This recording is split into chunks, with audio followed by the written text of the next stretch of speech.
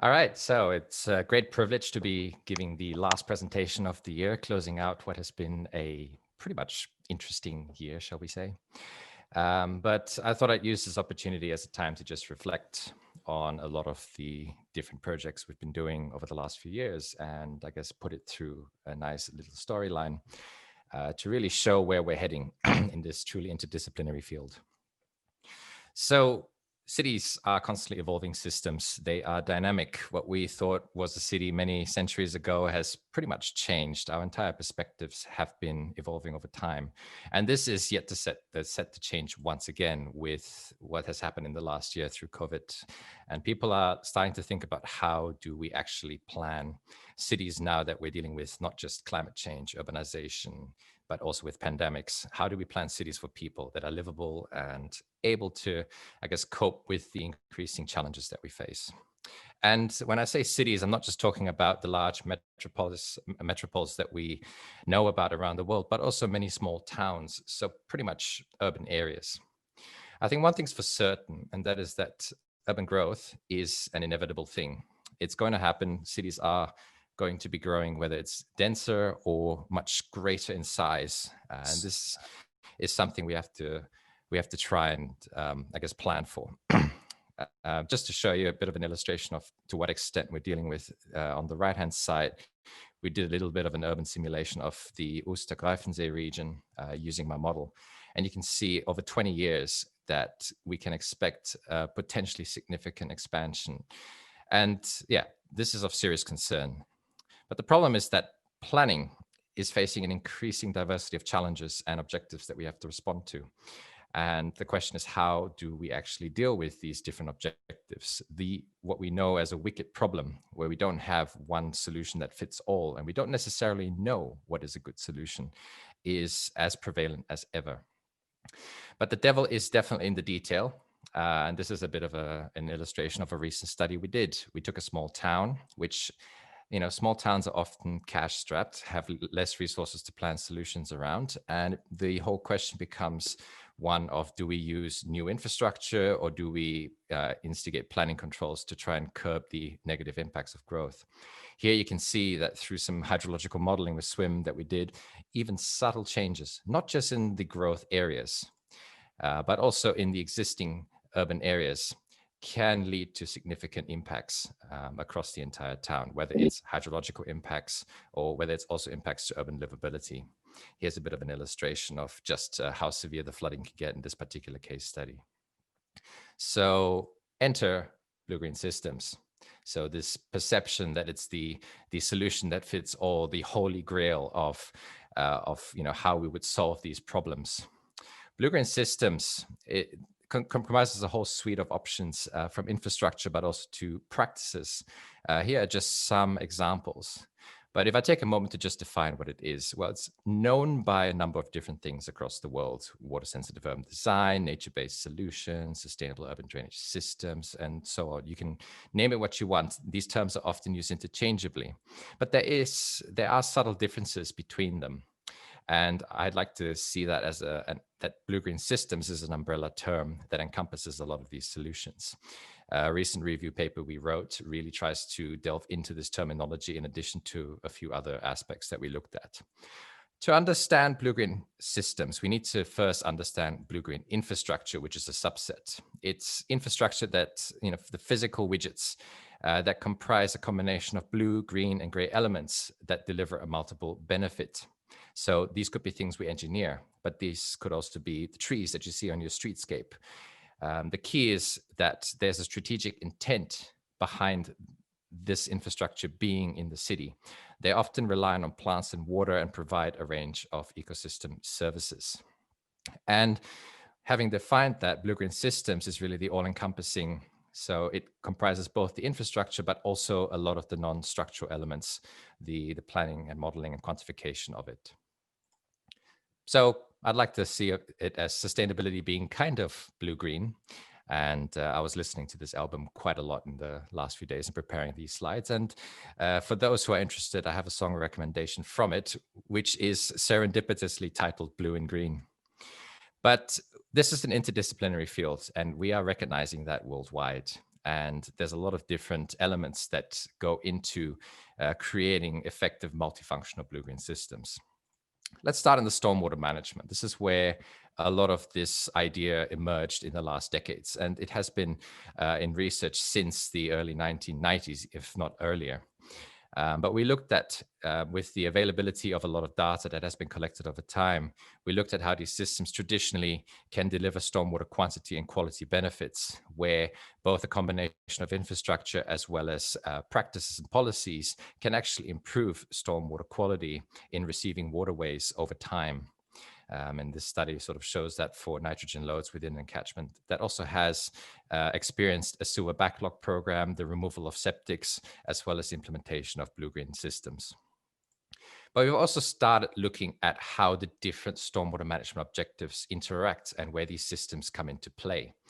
In recent years, a lot of these systems have been designed to harvest stormwater given droughts across the world, be it in Australia or South Africa, or Cape Town in this case, or in California.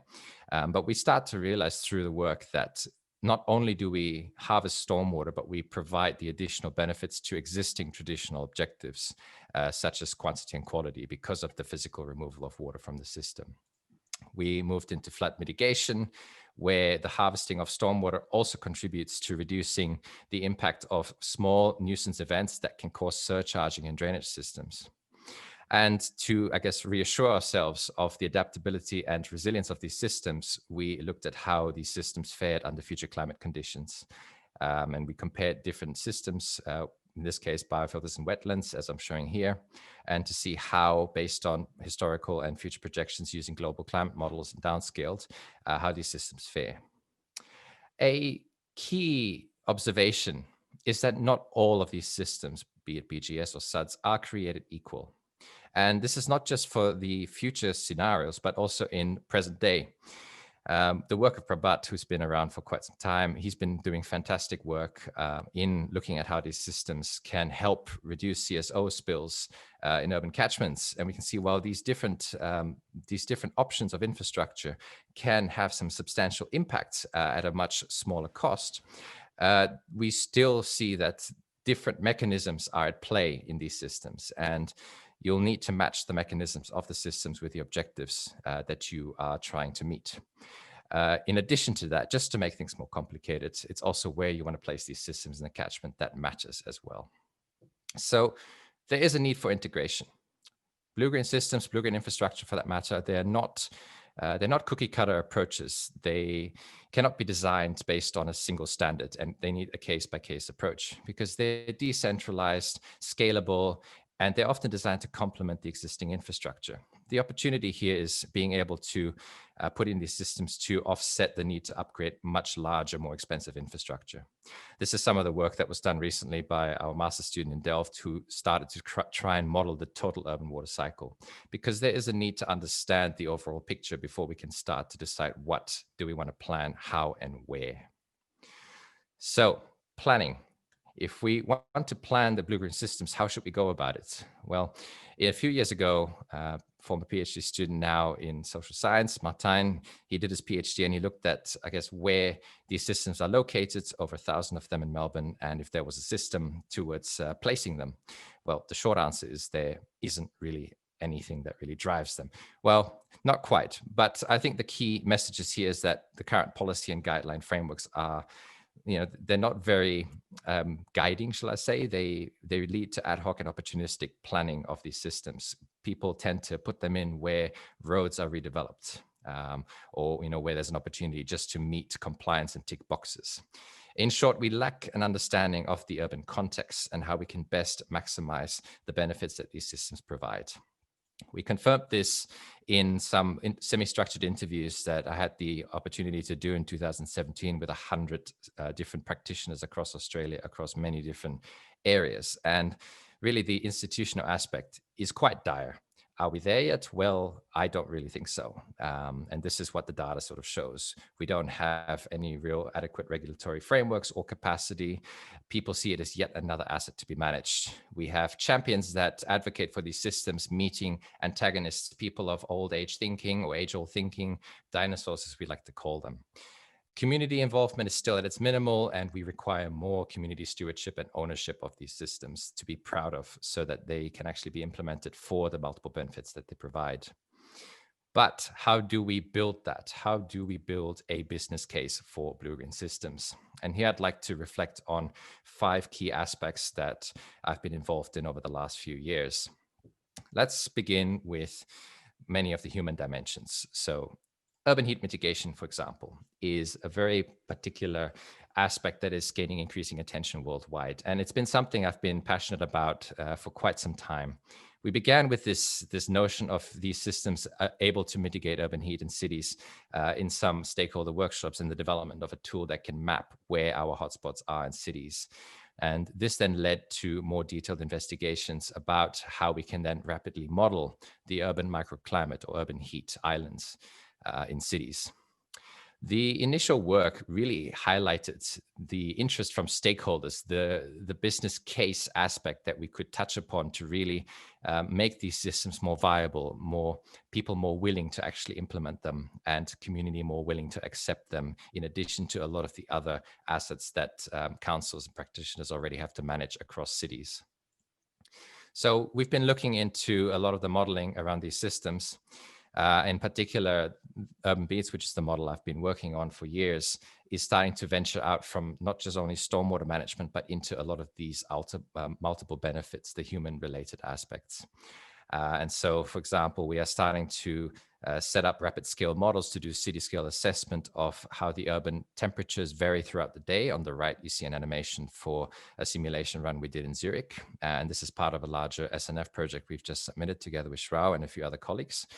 But we're also trying to see if we can rapidly simulate and determine through scenarios how we can introduce infrastructure and also policies like irrigation into our urban areas to try and mitigate the urban heat. And not just solutions, but also looking at impacts, what if scenarios through the modeling.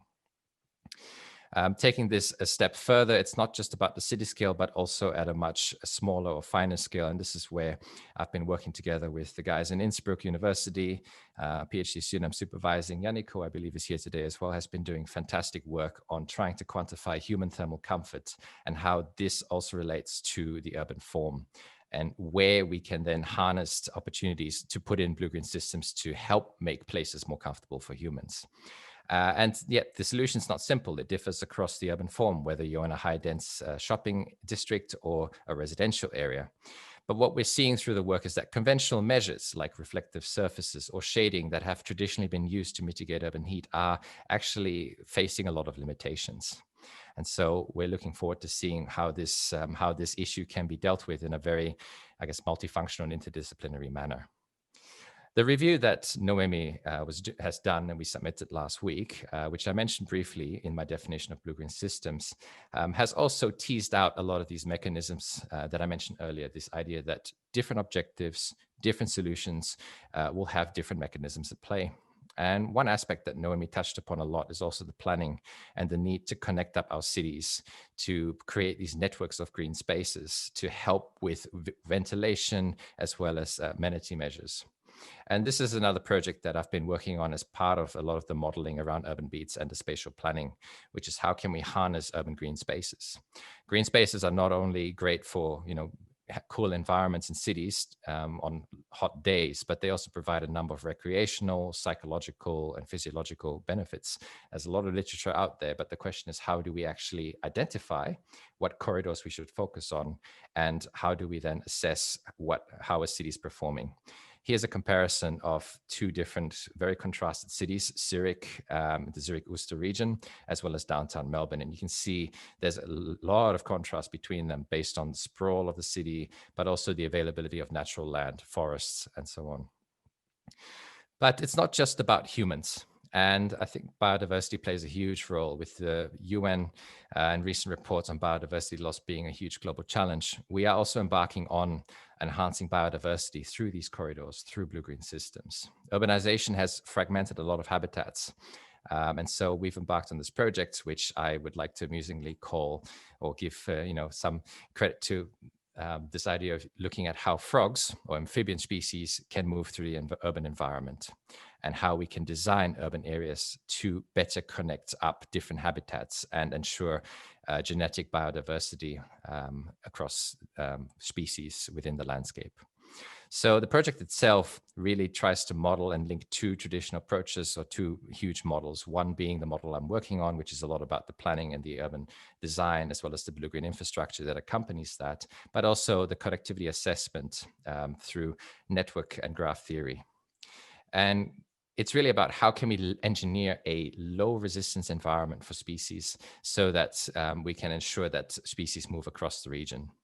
We tested this on Zurich, and this is a pretty large project that relies on a number of different methods, including multidimensional trait analysis, species distribution models, as well as graph network theory and spatial multi-criteria decision analysis. But the question is, how can we assess where these pinch points are? And some initial simulations of Zurich shows through this model how species move. So yellow regions show high movement, or high current, as we like to call it, whereas the purple bluish areas show lower movement in species. Zooming in, you can start to see that there's a lot of breakages, especially within a Zurich, for example. And so the question is, do we use blue-green infrastructure to try and reconnect the city? Or do we use planning controls that address these particular regions of interest? So all I can say is this project has been underway for a few months now. Stay tuned for the hopefully sequel. We're hoping to see how this can be then integrated into the planning overall. So we're looking at a number of different aspects to bring benefits to the urban areas. But one other aspect that I've also been fortunate to be involved in is how can we reduce hazards? And this is relating to land that has been left abandoned, land that is facing legacy issues, whether it's brownfield developments, or in this case, abandoned mines. A particular project which was very interesting to be involved in was looking at all the abandoned mines across Australia. And we looked at how we can take this space, this large hole in the ground, and revitalize the land for blue-green purposes. On the right is a map that sort of shows what we've done through a spatial multi-criteria decision analysis, which mines can be refurbished as flood retention areas. We've also looked at other applications such as water supply, alternative water storages, as well as a few other uses like waste management. But this was an interesting project that actually caught a lot of attention from practitioners and led to a lot of media attention. Because there's really a big issue around these abandoned assets that could definitely function and be find new purposes in their life. So a lot of different aspects, and it all comes back down to how we bridge science and practice. And my tool of choice is really modeling, and Urban Beats, being the model I've been building for years, is sort of the epitome of that. I see the need for integrated models because we can use them to really engage practitioners to explore scenarios of how we plan infrastructure, or what policy controls and ideas we can then use instead of infrastructure, which is often a competition for space. We're building cities, but we also have to accommodate new possible solutions for infrastructure within these cities. But it's not just a simple case of taking one model and taking another model and just putting them together and running it. There's often a lot of backlash with practitioners about the use of models, particularly because there's this stereotyping of models being used for prediction, models being used to give false claims, false results. There's certainly a lot of resistance that I've seen in the industry, working with practitioners, talking to industry over the last few years. And we've tried to delve deeper into how or why these reasons exist. And there's a number of different papers that came out of different studies that we looked at. The first one that I wrote back in 2014, which I think is still being read a lot nowadays, which was a critical review of the integrated models. But we then moved on to looking at how these models are used and whether they have any utility in policy and practice, and whether there's a mismatch. Spoiler alert, there is definitely a mismatch, often with the aims and objectives. Martijn did a huge amount of social science work, interviews with stakeholders on what is required to build an effective planning support system, delving into not only the user experience design, but also the data requirements, the user base. And more recently, we finally written up our experiences in communication and engagement with stakeholders, where we started from simple tools to explain seemingly simple concepts, or at least to boil down what is otherwise a complex science into a seemingly simple complex concept. So there's a lot that goes into the model development, and this is something I think has been an interesting experience and crucial, I think, in really bridging science and practice. So taking a step back and really looking at the big picture, we are planning multifunctional blue-green systems. We have the aspect of integrated urban water management, which is where a lot of this started. And we've covered aspects of water quality, flooding, reuse, recycling, and the total urban water cycle. The need to understand how water flows through the environment and where the opportunities are. But it's not enough to build that business case for blue-green systems, to build that interest in practice and the community for blue-green systems. And this is where we ventured into a lot of other urban livability and ecology aspects, the urban heat, the thermal comfort, but also the urban amenity, providing spaces that give people a lot of, I guess, happiness, if you want to call it that. There's a lot of studies I'm seeing coming out now about COVID, how COVID has caused people to venture out into green spaces a lot more. And it just strengthens the importance that green spaces have in our urban environments, and how blue-green systems and blue-green infrastructure can really bridge that. And finally, these two aspects need to be considered within a broader context. We have to look at how cities change over time, and we don't do that enough. We can make assumptions and scenarios about what may happen in future. There needs to be governance and policy to support this process. It's been 10 years since an extensive study was done on the barriers and drivers, and 10 years later, based on the interview data we've seen, not much has really changed. We're still facing very similar challenges, except now we're dealing with far more objectives. So we're hoping that this dialogue can really be enhanced through that interdisciplinarity, through really engaging stakeholders more readily and building stewardship in blue-green systems. We have to consider that engagement, and we have to not only look at the new lands that cities are going to be encroaching on, but also the potential to rehabilitate and revitalize. So where to from here? I think there's a lot about questions still around where and how we harness the multiple benefits. And the research is progressing. I would say we're definitely not there yet, but we're definitely starting to answer or understand the answers to the questions of where and how we can harness the multiple benefits of blue-green systems. But I think what's key is also the need for participatory planning approaches. This is a wicked science. There's a lot of stakeholders involved, and I'm very fortunate to be embarking on this journey as well with some colleagues from Canada and Martijn, who will be looking into really engaging stakeholders in case studies, applying models that we've developed, Urban Beats, as well as Santo, which is the model that Martijn developed, to case studies, not just in Canada, but around the world. And hopefully that will give us a lot of insight on how we can better engage stakeholders.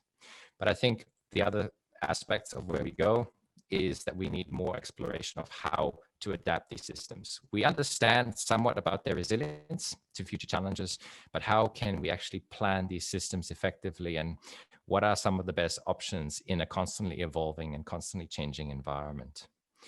So as a more local aspect of where I'm heading, we are also starting to look at what Switzerland's opportunities are.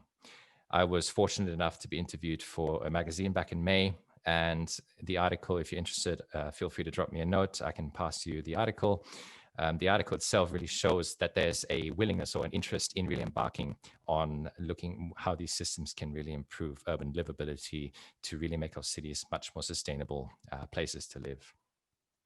It's been a pretty long journey, and it's been an interesting exercise actually to try and synthesize a continuous storyline through this entire journey. So if any of you are interested in knowing a bit more about the work that I've been doing, I'm happy to forward you the list. But it's really been a crazy and amazing, fascinating journey that I've had the chance and been fortunate to embark upon with a lot of you. And I'm really thankful to a lot of you who have also joined from overseas, from different continents today, especially given the time. So definitely a big thank you from me. So before I finish, just a shameless plug.